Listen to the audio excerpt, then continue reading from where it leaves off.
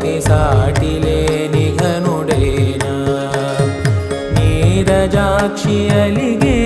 వేళ నుడి విల్లు ముడి వంచగలడా సడే చాలు శత సైన్యాలు నడిపే ధీరుడైనా వసుధావాణి మిథిలావేణి మది వెనుక పలుకు పలుకులెరుగగల